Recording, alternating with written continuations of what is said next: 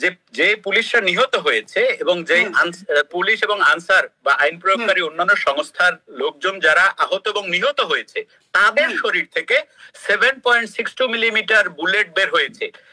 তো পুলিশ তো পুলিশকে গুলি করে নাই, আনসার তো পুলিশকে গুলি করে নাই, বা পুলিশ আনসারকে গুলি করে নাই। সুতরাং এই বুলেট গুলো আসছে সিভিলিয়ানদের কাছ থেকে।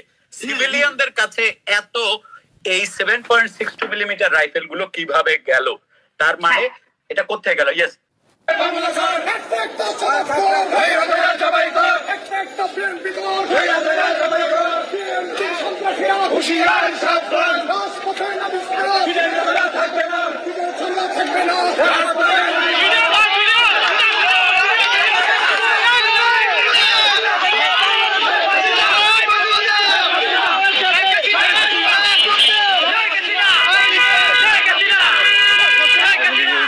চরিত্র তারা যেভাবে উঠে দাঁড়ায়, যেটা ৭৫-এর পরেও আমরা দেখেছি। ৭৫-এ যখন বঙ্গবন্ধুকে হত্যা করা হলো, কেউ চিন্তা করেছিল এই দলটি আবার আসবে ক্ষমতায়? এইভাবে ২১ বছর লেগেছিল এবং ২১ বছর লেগেছিল সত্য, কিন্তু ওই ২১ বছর তো তারা একেবারে নিঃশেষ থাকেনি।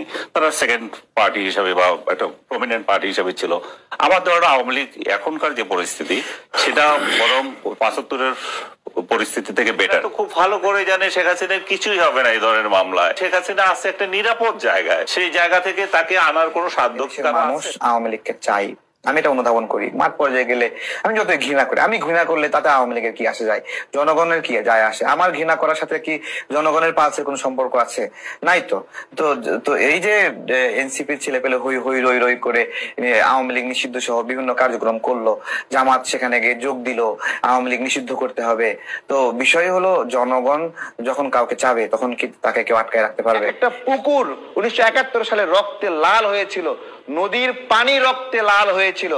এই কথাটি বাংলাদেশের নাগরিকরা কোনোদিন যেন না বলে, এই রক্তের কথা ভুলে গিয়ে এক প্লেট খাবারের বিনিময়ে, এক ব্যাগ চালের বিনিময়ে অথবা 2টা প্যারাসিটামল পেয়ে খুশি হয়ে যারা জামাতকে ভোট দেবে তাদের বিষয়ে আমাদের কোনো কিছু বলা। আওয়ামী লীগ সরকার আবার আইব, 20 বছর পর আইব, একবার আইব।